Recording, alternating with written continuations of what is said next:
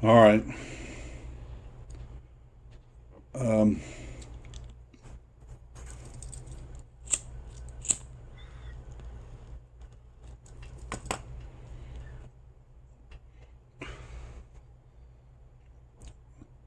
got a few stories here before I play a tune. I'll try not to be too long-winded with them all.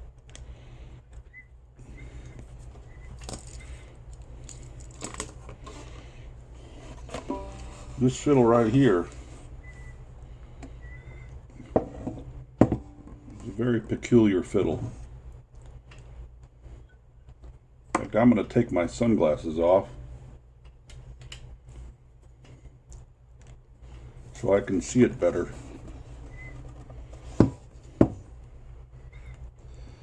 It's got a refinish job.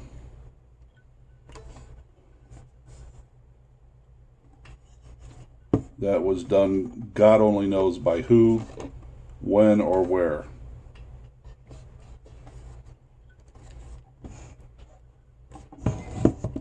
In fact, the refinish job is so peculiar, the fiddle doesn't really look like any other fiddle I have ever seen on planet Earth. It's just weird as hell. So I bought the fiddle off of eBay many years ago. I don't know, maybe 10 years ago. It was being sold as a fiddle by August Prell, Prell, a German maker, who was actually a very, very fine maker in the very, very early part of the 20th century, meaning like early 1900s, maybe even late 1800s into the 1900s.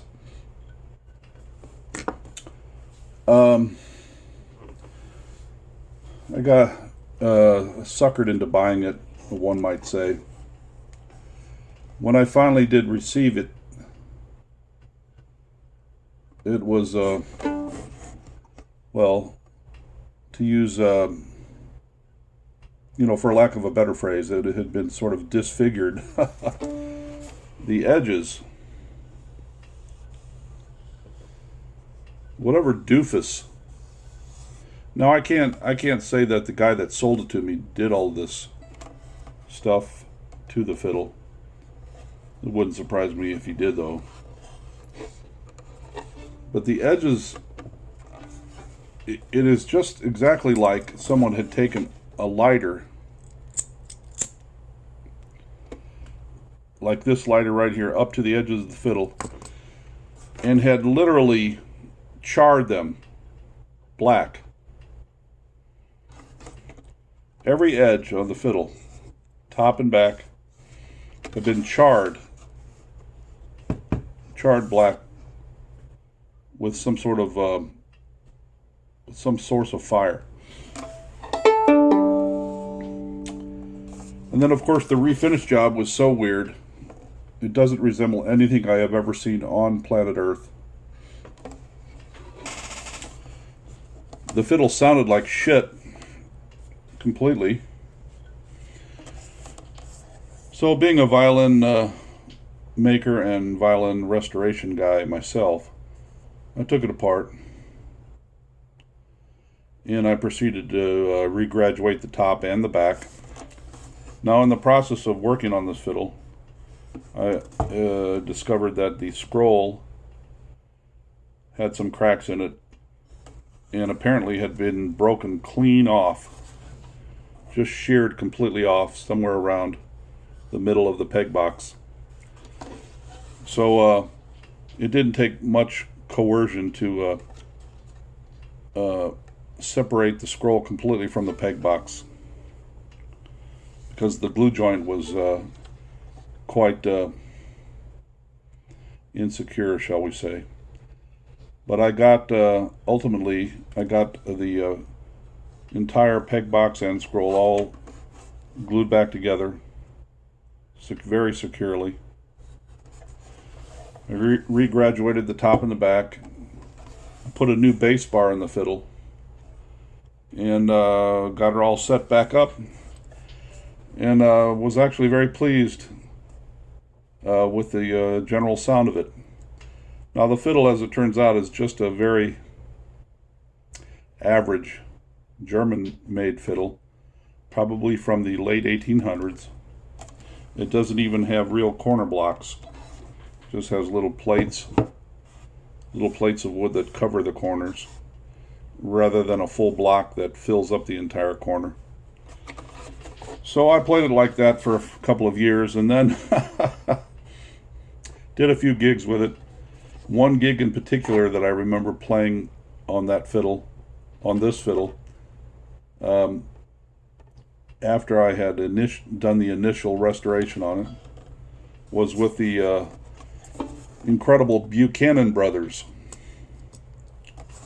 The Buchanan brothers are a couple of fellers, Dennis Buchanan and Kurt Buchanan,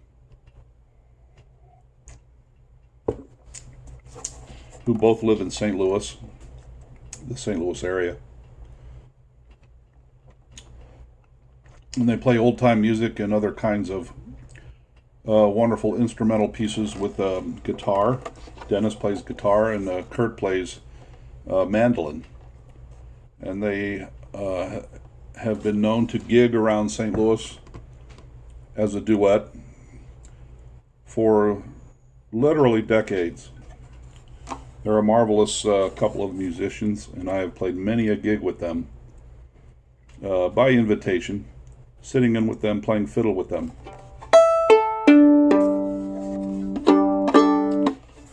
So one of those gigs was down,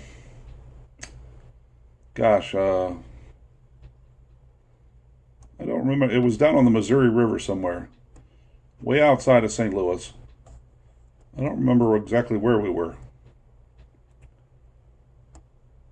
but I remember from the bandstand I could see the Missouri River a few hundred yards away, and there were a lot of tables set out on this parking lot, and people were sitting around and drinking beer and wine and listening to us.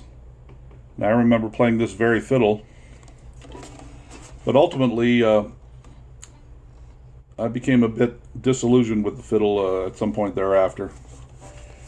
And of course I have so many violins that I don't know, they sort of sometimes hang around for a while, and sometimes I just ship them off and sell them. It's like a revolving door with fiddles around my house. I don't know, I kind of got a wild hair up my yin-yang, and I put this fiddle up for sale on eBay, and some gal way out in California bought it from me. So I shipped it out to her, and then I get a message from her after she received the violin, and she was quite upset. She thought I had shipped her a violin that was completely cracked in half. Well, as it turns out, the entire top of the violin in transit had received some sort of rough handling by the shipper, and the entire top was literally cracked clean in half, all the way down the whole fiddle. She was enraged, actually, and she came after me, accusing me of sending her a violin that was basically just a pile of fucking shit. Well, I told her I would happily refund her money and just ship the fiddle back to me. So she shipped it back to me,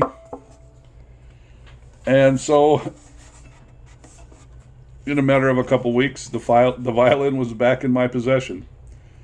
So it was worth zero with the top split completely in half. So I took the top off. I glued the sucker back together, put reinforcement cleats all up and down the crack. And as it turns out, the crack went right through the soundpost area, so I had to do a soundpost patch. So I put the whole fiddle all back together. And while I was at it, I actually tweaked the graduations and the bass bar just a wee bit. Finally put the fiddle all back together. And I mean to tell you, brother, it sounded about 50% better after being cracked in half than it did before it was cracked in half. The fiddle sounds frickin' great. You'll have to pry this out of my cold, dead fingers. I swear to God.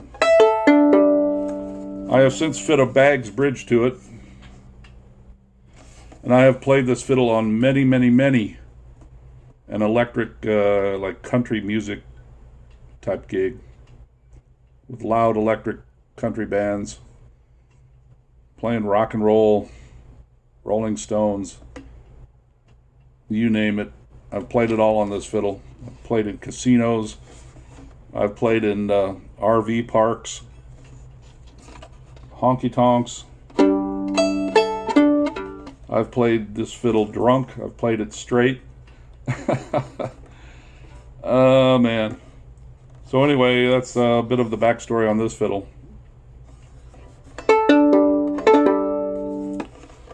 Anyway, so I'm going to try a tune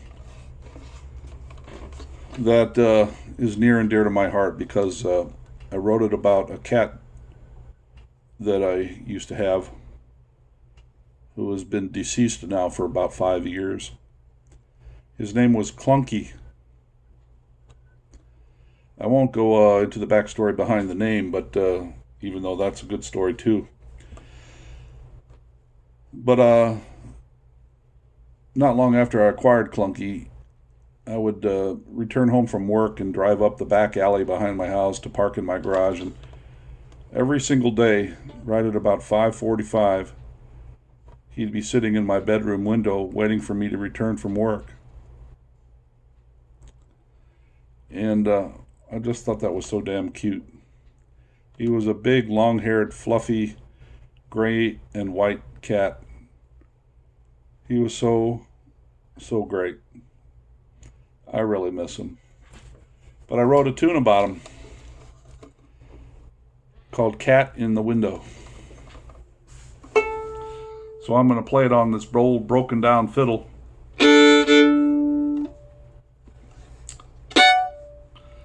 And we'll see how far along we can get with it.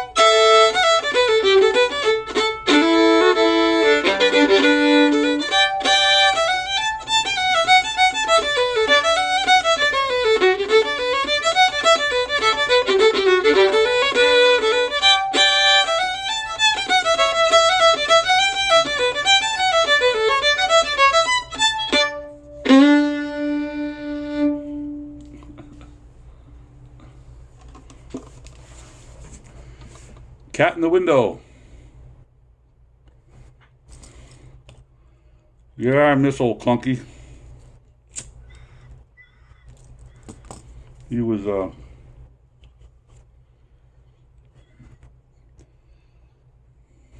quite a feller.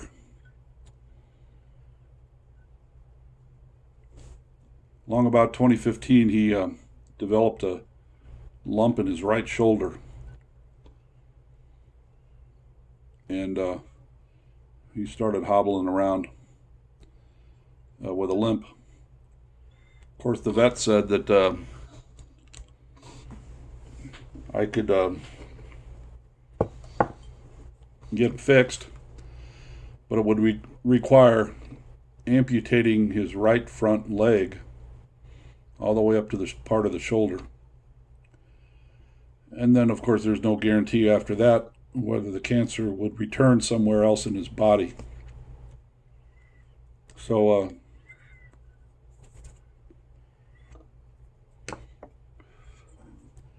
I decided to let nature take its course, so to speak. And I just let things take their natural course. And, over the course of the next 3 months or so, it got worse and worse. Tried to keep him as comfortable as possible. And old Klunkey eventually died right on my bed, about a foot away from me.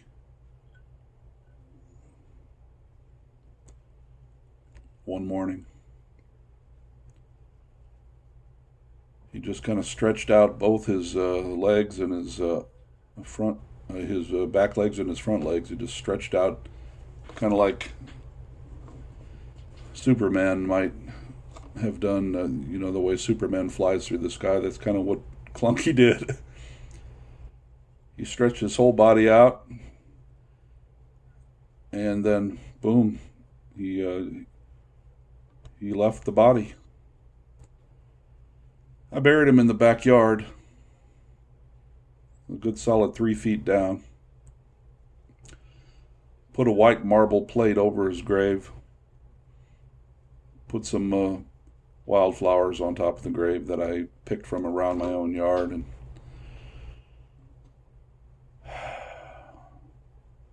lit a few sticks of incense, put that on the grave too. I'm sure he's still down there to this day. But his grave is behind a house that I don't live in anymore. It's back in St. Louis, and I now live in Arizona. But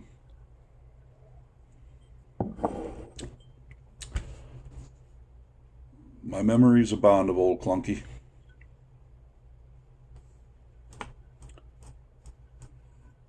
What a marvelous friend and pal he was to me and to my daughter Claire.